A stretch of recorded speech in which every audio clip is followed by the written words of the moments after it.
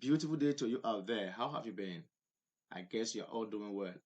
I have the privilege to welcome all of you to another beautiful week, which I believe will be better than any of the weeks you've experienced during this COVID-19 pandemic.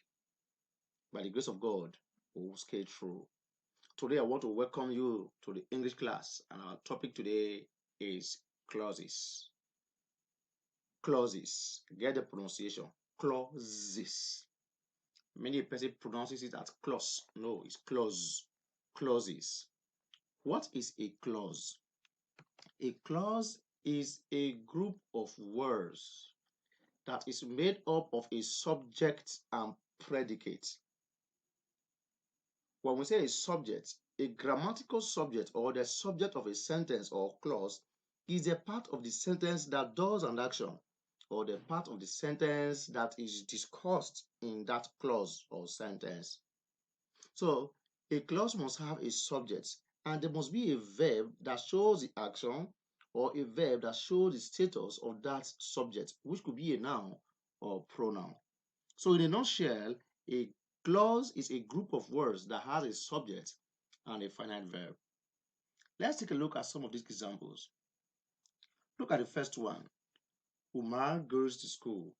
Who is performing or who performs an action in this clause? What is the action? Oh, I can see that you have figured it out. The first one, that is the subject of the sentence, is Umar because Umar does something. You can see that it does something. What does it do? It goes. It goes to school. And thus, we say goes is a finite verb, while Umar remains the subject. Look at this situation in the second sentence. Whenever daddy is at home, even the way I read, you would deduce that the expression or the clause is not meaningful.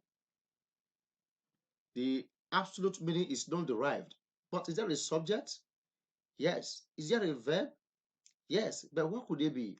I get the subject should be whenever. Is that what you think? No, no, no, no, no. No. That the previous one is Umar, the first word, and the subject doesn't make whenever the subject.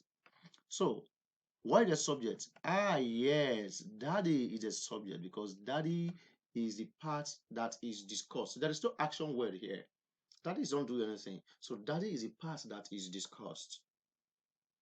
Then, which of the words in that clause discusses daddy? Oh, I can see that you have seen it. Is discusses daddy, and thus is said to be a finite verb. Remember, we have discussed finite verb in this channel. So what you do is to search for the video and get the information from it. Don't worry, we are going to produce more videos of finite verb as a lot of information is coming on that channel. But what about this word whenever? If it is not a subject, what is it doing there?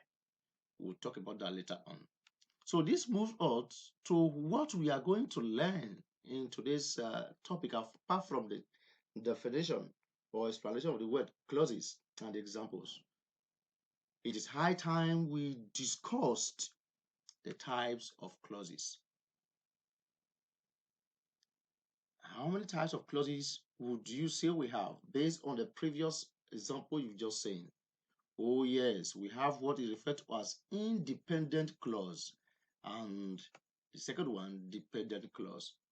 So as the word denotes independent, it shows that it does not need influence to stand. It can stand on its own. When you say that your country is an independent nation, what does it mean? Does it not mean that it does not need the external control before it could operate? Yes. So independent clause means that this clause does not need external influence before it is meaningful. But as for dependent, it shows that it depends on the availability of another element before it becomes meaningful. So dependent clause is also known as subordinate clause. But the independent clause is known as the main clause, principal clause, coordinate clause, or superordinate clause. Now, let's watch out for this example on dependent clause as soon as the teacher left. Is it meaningful? Certainly not. So what happened? You ask a question on here, what happened? Then we have the independence.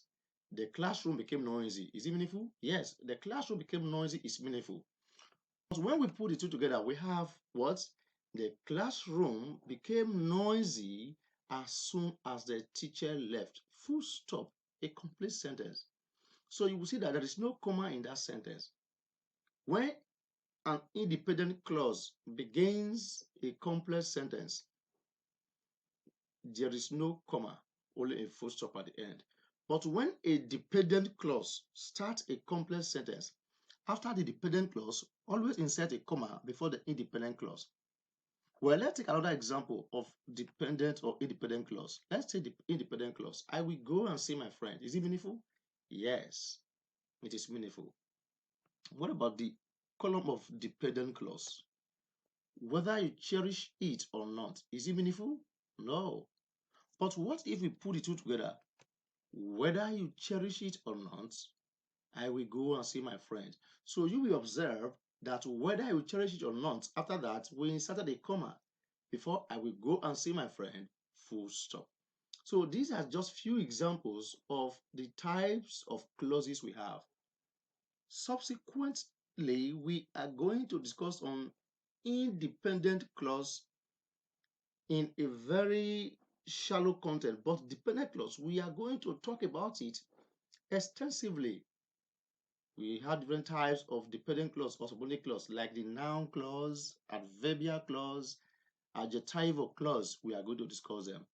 But for this particular clip, what have we learned so far? That a clause must have a subject and a finite verb, and that there are two main types of clauses, dependent and independent. Dependent does not make absolute meaning because it doesn't have the power to give meaning, but independent has a power to bring out meaning.